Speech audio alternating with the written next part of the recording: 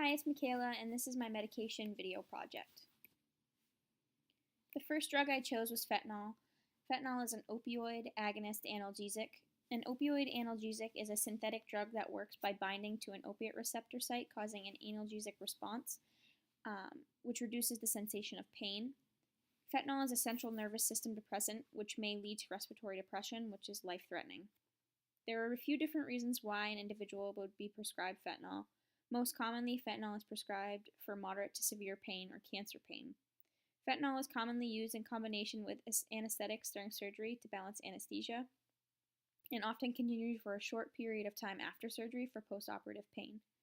Fentanyl is not commonly prescribed for long-term use as it is highly habit-forming.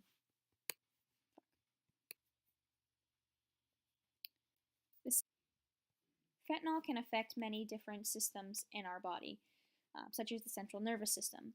Fentanyl has the ability to create a euphoric feeling as it binds to the mu receptor sites in the brain, and this is one reason why fentanyl is highly abused. Because fentanyl alters a person's mental status, acute confusion, as well as blurred and double vision can occur. And due to its sedative effects, postoperative drowsiness also commonly occurs. The respiratory system. Fentanyl is a CNS depressant, which can cause life-threatening adverse side effects such as apnea, laryngospasm, respiratory depression, and bronchospasm. When death occurs from an opioid overdose, it is almost always from respiratory depression. Respiratory depression is more common in patients with pre-existing respiratory conditions such as asthma and COPD. It is important to give appropriate doses as respiratory depression is directly related to the degree of sedation. The GI tract, nausea, vomiting, and constipation are the most common GI side effects from any opioid. Peristalsis is decreased, and the absorption of water is increased from intestinal contents, which causes constipation. It's important for patients taking an opioid to be on a bowel regimen. The cardiovascular system. Fentanyl can cause hypotension, bradycardia, and arrhythmias. In the integumentary system, opioids have the ability to stimulate histamine release. The release of histamine can cause peripheral veins to dilate, leading to the flushing of skin, pruritus, and rashes. There are 3 different forms of fentanyl, which are IV, transdermal, and PO. The peak, onset, and duration of each form is different from one another. IV fentanyl has a rapid onset that peaks within minutes of administration. Its duration of action is 30 to 60 minutes, with the half-life ranging from 1.5 to 6 hours. IV fentanyl is most often used in perioperative settings and intensive care units for sedation. Fentanyl is a very potent analgesic that needs to be used with extreme caution.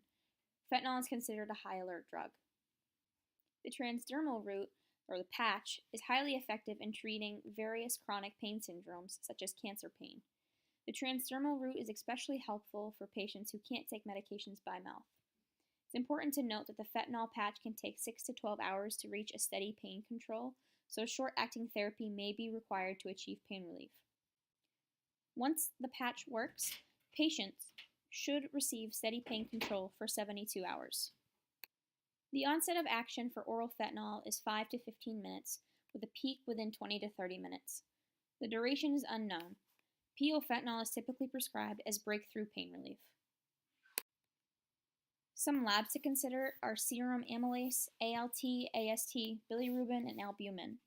Fentanyl is mostly metabolized by the liver, so checking liver functioning tests such as the serum amylase, ALT, and AST is important to monitor. The nurse should be assessing and monitoring their patient taking fentanyl before, during, and after administration of the medication. Before administration, the nurse should perform a pain assessment, assess the level of consciousness, and check the patient's vital signs, paying special attention to the respiratory rate and oxygen saturation, as fentanyl can cause CNS suppression, which can lead to respiratory depression. If a patient's O2 sat was 89% and they are breathing 8 breaths per minute, administering the medication would be contraindicated. After the nurse has administered the prescribed dose of fentanyl, they should repeat their pain assessment, reassess the patient's level of consciousness, and the patient's vital signs to check for any adverse side effects. If an adverse effect occurs, it is important to know naloxone and naltrexone are competitive opioid antagonists, and they will kick the opioid agonist off the opioid receptor, reversing the effects of the opioid agonist. However, naloxone and naltrexone tend to have shorter half-lives, so multiple administrations of the reversal agent may be necessary. Educate a patient on fentanyl, the importance of reporting any signs and symptoms of feeling short of breath or having difficulty breathing. Educate your patient on the importance of changing positions from sitting or laying to standing slowly to minimize orthostatic hypotension.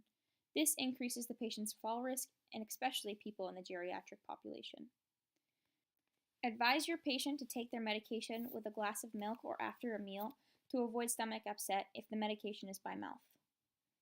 Educate the patient on the importance of developing and following a bowel regimen to reduce constipation and discomfort. Stool softeners and laxatives are a good option, as well as maintaining a diet high in fiber.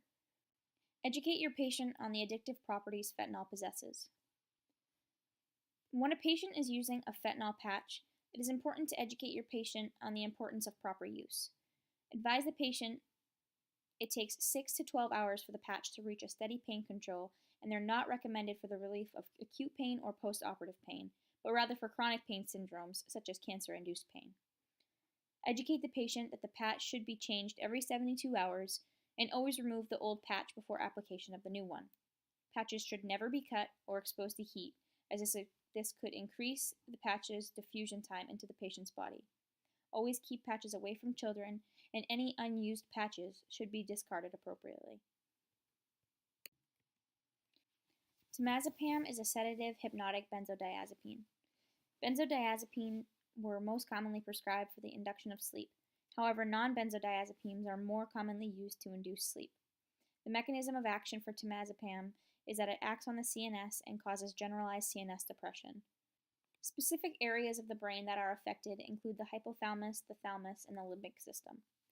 The mechanism of action has still not been fully discovered. However, research suggests benzodiazepines attach to the gamma-aminobutyric acid receptors or adjacent receptors located in the brain and inhibit overstimulation, allowing a person to relax and sleep. Benzodiazepines can be prescribed for various reasons. Temazepam is most commonly prescribed for management of insomnia. Typically, benzodiazepines have favorable side effects. However, if they are taken in excess, they can be harmful. Benzodiazepines should never be taken with alcohol. The central nervous system. Most side effects commonly affect the central nervous system, and most reported effects are headache, drowsiness, paradoxical excitement, dizziness, diplopia, drowsiness, hallucinations, and the hangover effect. The hangover effect occurs due to temazepam's long onset of action, and it's recommended the medication is taken an hour before bed. If the medication is abruptly stopped, rebound insomnia can occur. Gastrointestinal. Common GI adverse effects are nausea, vomiting, diarrhea, or constipation. Integumentary rashes can occur, and other physical and physiological dependence as well as tolerance to the medication is possible. Temazepam only comes in oral form. Its onset of action is 20 to 60 minutes. Its duration of action is 7 to 8 hours, and its half-life is 9 to 12 hours. The drug is metabolized by the liver and should not be taken with other CNS depressants, such as alcohol, antidepressants, or other benzodiazepines. Some labs to consider are AST, ALT, bilirubin, albumin, total protein, and ALP. Temazepam is metabolized by the liver, so it is important to perform LFTs. Prior to administering the medication, the nurse should be checking the patient's level of consciousness, as well as evaluating their mood and behavior. Assessing the patient's sleep pattern periodically throughout treatment is important, especially making sure the patient is taking their medication at an appropriate time to ensure they are not getting the hangover effect. Assess patients for physical as well as physiological dependence, as it may be a sign of abuse of the medication. Also assess the patient's mental stability, if they're suicidal or have a history of substance abuse. If an overdose does occur, it is important to know that flumazenil, which is a competitive antagonist, can be used to counter-interact the symptoms of sedation. Educate the patient and the patient's family members that it is important for the patient to develop a routine taking temazepam as directed and within the same time frame each day. Have a dark, quiet room, limit daytime napping, and try to avoid nicotine use. Drowsiness as well as dizziness may occur, and it is advised to avoid driving or other activities that require the patient to be fully alert until the patient knows how the medication will make them feel. Educate the patient to take the medication as prescribed 1 hour before bed and sleep 4 to 8 hours to reduce the chance of the hangover effect. Educate the patient on the importance of avoiding other CNS depressants, and advise the patient the sedative medications have the possibility of causing sleep-related behaviors and that their safety is key. Sleepwalking, sleep driving, and sleep eating have been reported. Amphetamine is a nervous system stimulant. Amphetamine is prescribed for the treatment of ADHD as well as narcolepsy. Amphetamines are potent drugs with strong potential for tolerance and dependence. Because of this, amphetamine is a Schedule II drug. In addition to treating ADHD and narcolepsy, amphetamine also elevates mood, alertness, energy, and decreases appetite and boredom. Amphetamine's mechanism of action is to stimulate the areas of the brain that are associated with mental alertness, such as the thalamus and the cerebral cortex. Amphetamines affect not only the CNS, but also the respiratory system. Amphetamines increase the release of norepinephrine and dopamine in the CNS and block their reuptake. This results in a longer duration of action.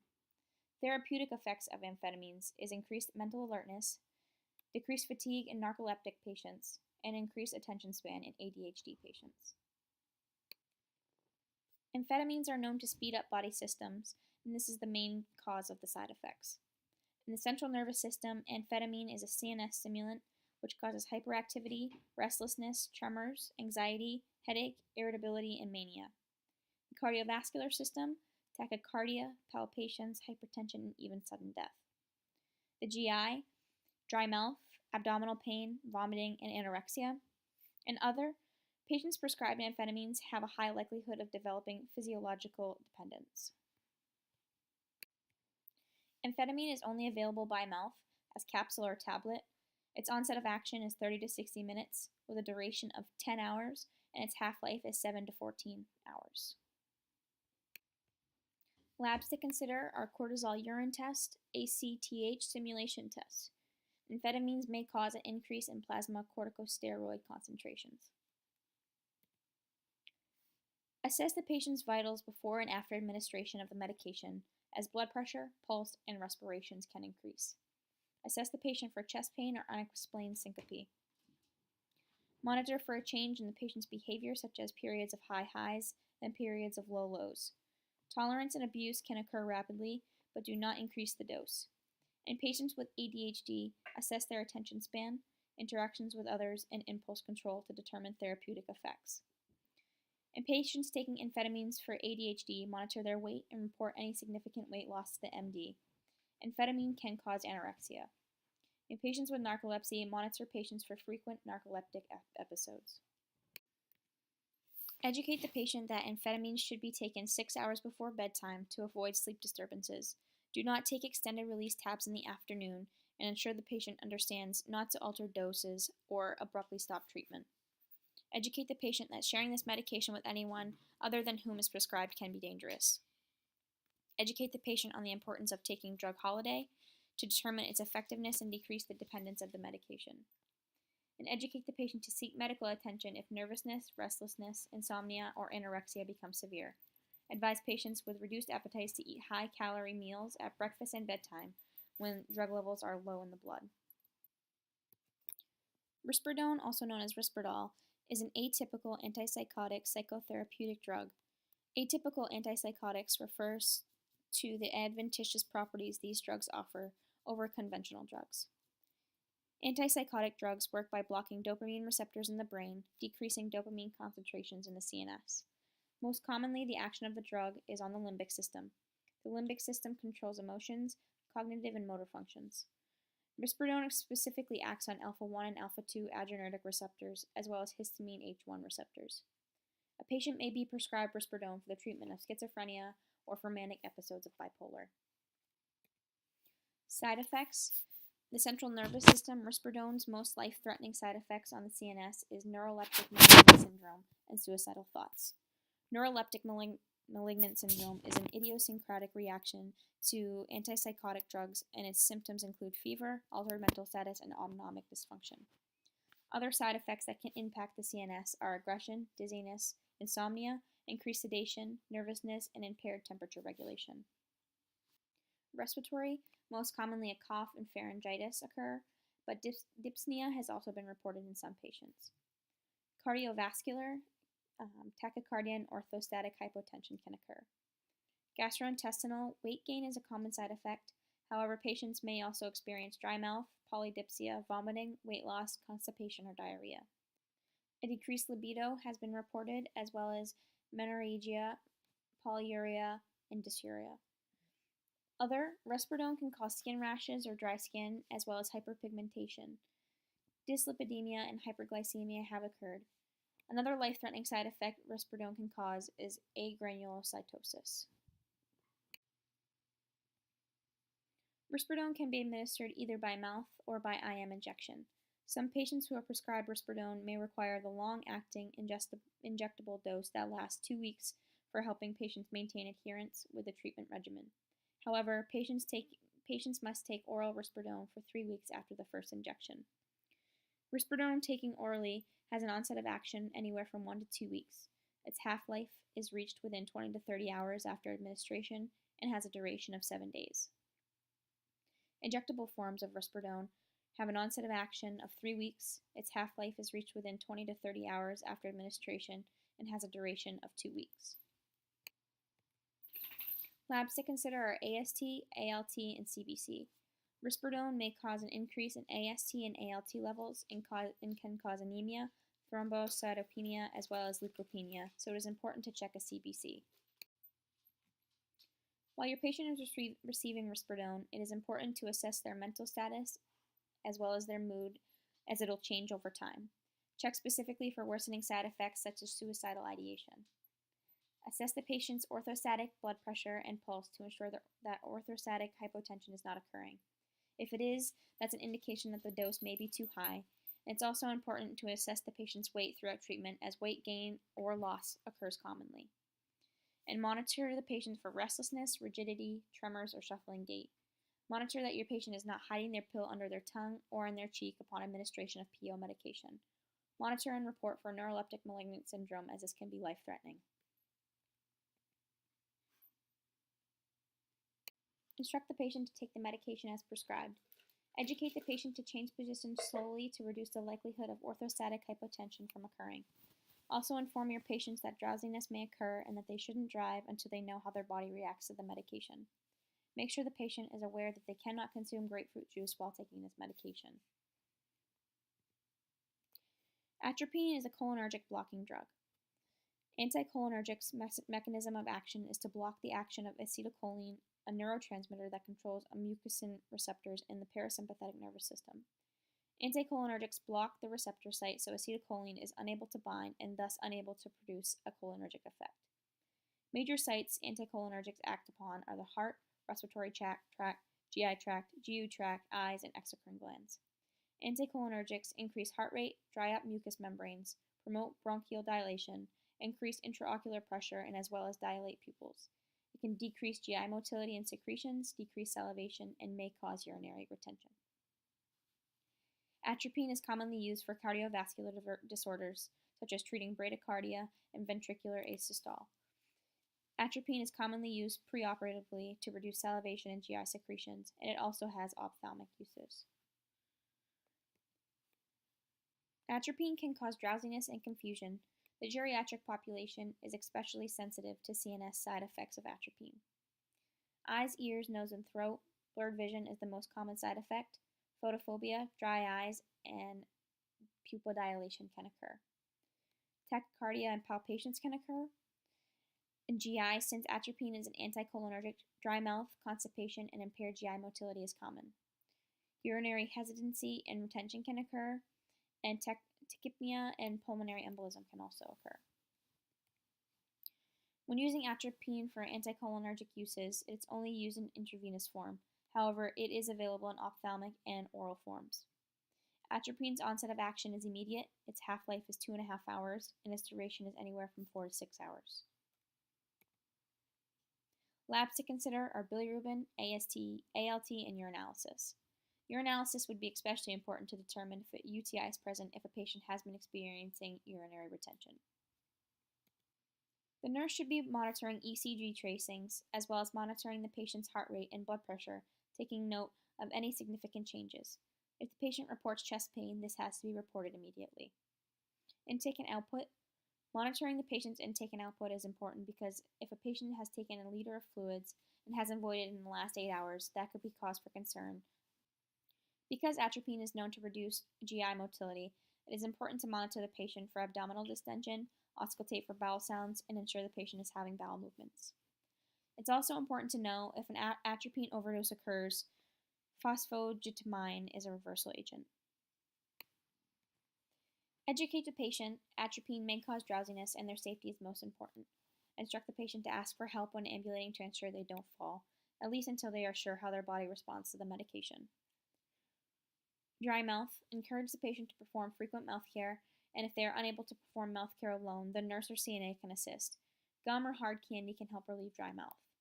And educate the patient that atropine impairs heat regulation, as it inhibits sweat production, so heat stroke is possible.